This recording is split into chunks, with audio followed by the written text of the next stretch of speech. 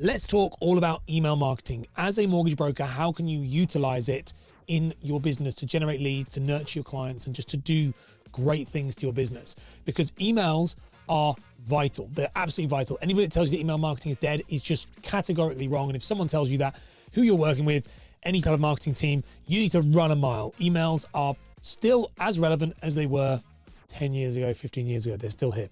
And so we're going to unpack all the ways you can use email marketing today. I'm Ash Borland, business coach and brand strategist, helping mortgage brokers simplify success. Over the years, I've helped hundreds of advisors improve their impact and income, and I want to do the same for you today. How do you catch and generate emails? How do you get them onto your mailing list? Because this could be the first thing people get concerned about when it comes to email marketing is what do we do? So first thing I'd say with this is there are a number of ways you can get people onto your mailing list. You can either entice them through lead magnets, which I'm sure I'll do a deeper episode on lead magnets and what they are later, but you can either get them to a lead magnet. So that's something that someone can download. Either like my mortgage marketing blueprint, for example, is a lead magnet, but it can be a guide. It can be anything like that. So that's one way of doing it. Another way is that they book in a call with you. So they go through a discovery call and they're a client. And once they become a client, they then become onto your mailing list. As I said, that's another way of doing that. So emails, I think a lot of time there's a focus on how do I try and get emails into my list. That is not necessarily the thing you need to be thinking about. All you really need to think about is how can you maximize the emails you currently have, because as an advisor, you're collecting them anyway. So that's the first thing to understand. There are multiple different ways, but most of the time it's about making the most of what you have. When it comes to email marketing, it's all about value proposition. So what is the value to the prospect or to the client, depending on where they are during the customer journey? What is the value to them? And this is where the big mistake comes in, because this is where newsletters are a big fat no. You shouldn't be doing newsletters. If you're sending out an email saying, new starter has joined today, nobody cares. That is not a value proposition to me if I'm your client. Not at all. There's no value in there for me to get that email. I don't go, great, Betty's joined, I'm so excited. Or you've won an award, or any of those things are not necessarily important to me.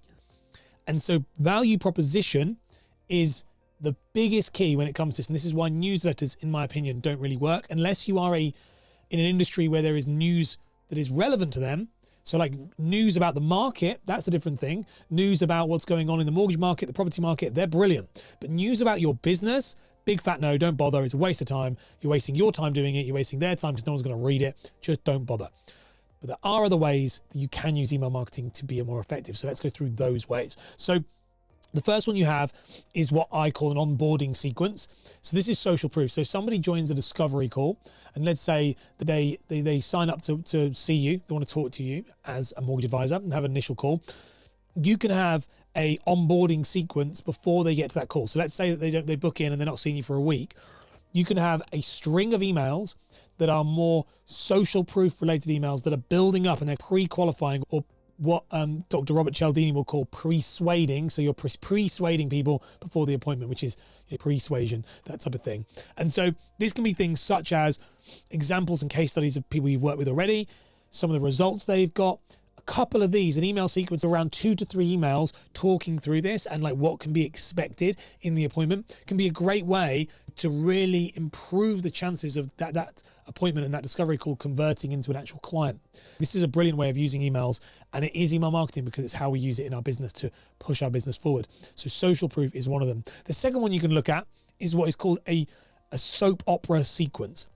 I love the name of this. So a soap opera sequence is a small sequence that tells a story over a small sequence of over say 6 or 7 emails. So soap opera sequence is something you would normally use when you've got someone to download a lead magnet. So let's say you have a 5 tips to buying your first home guide that someone can download. When they download that guide, this will trigger an email sequence, and this email sequence then will be a set of emails that would actually be more tailored to that problem. So it would enhance and tell a story about that guide or that situation. And so the soap opera sequences are wonderful. They can be pretty short, they can be pretty long. Normally they're about 7 emails. I actually have one that runs in my business that is 6 months, but it doesn't need to be that long. It's normally about a week. And it is just a Monday through to Friday probably. And these emails, these sequences that come through, they're just guiding people through a better understanding of the guide they have already downloaded.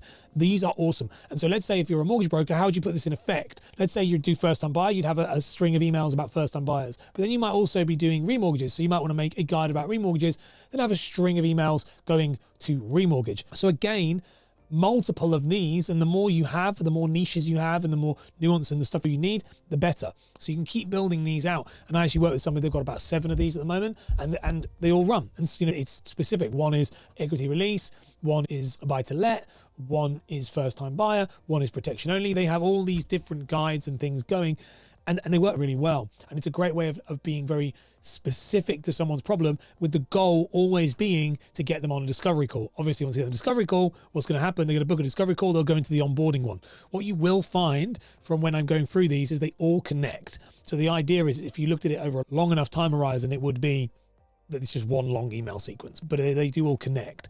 So that's the soap opera sequence. The third one to talk about is a nurture campaign. So a nurture campaign would be the one that you would use after they finished the soap opera sequence. So if they haven't booked in, normally what you would take someone through then, if they didn't become a client but they downloaded the guide, after the soap opera sequence is finished, those series of say 7 emails, it would then move into a nurture campaign. And this nurture campaign might be an email once a week.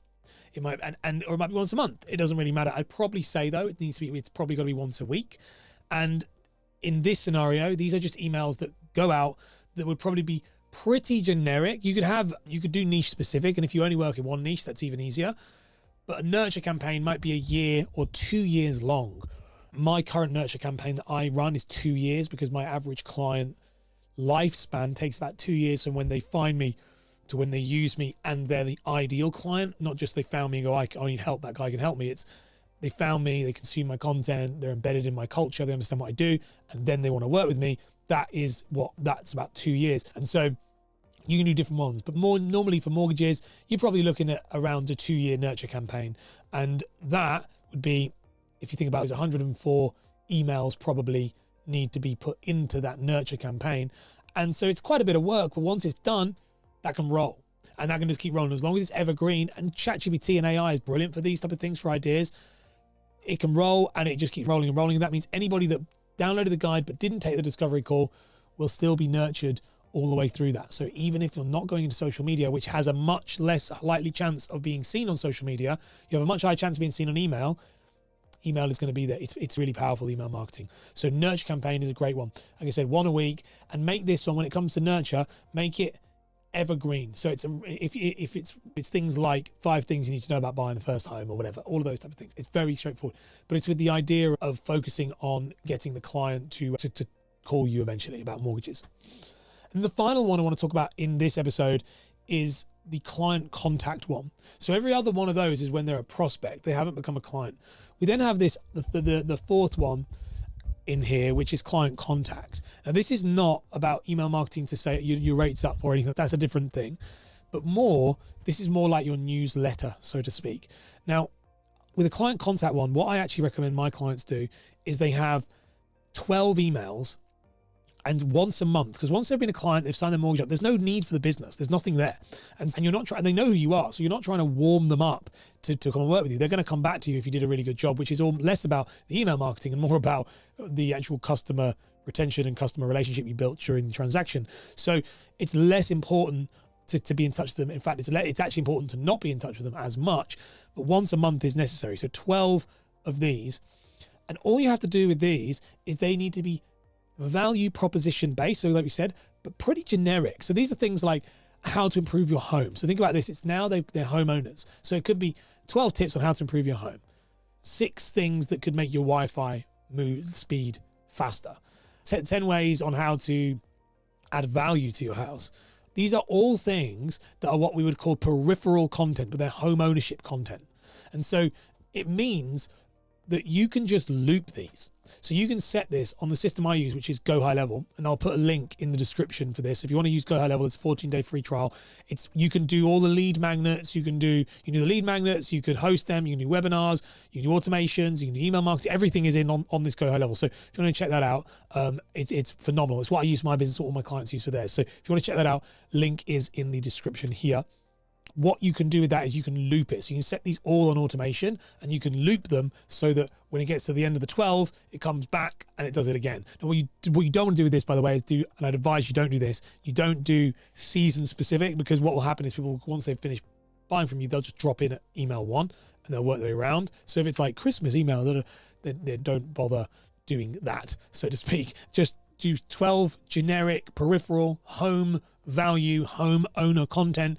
It will make you significantly more memorable to them, and you're just constantly staying in their mind. Plus, obviously, all your marketing you're doing, they're going to see you anyway, and that's great. When you add this then to your client contact you'll do, if you do an annual reviews with them and you're doing anything where you're getting in touch with them 6 months before Remo, all of that type of stuff, you're now in contact. The great thing about these email structures is that they are set and forget. If you use that software, Go High Level, that I use, you put the work in, use something like ChatGPT, create great content from it, and then set them all up. And yeah, it might take you a bit of time, but once you set it up, this stuff can probably roll for 5-6 years, because you want to create things that you know are pretty generic and that they're not actually going to catch you out. Now, if you want to learn more about generating leads as a mortgage broker and all the different ways you can do that, check out my deep dive here on screen right now. Give it a click.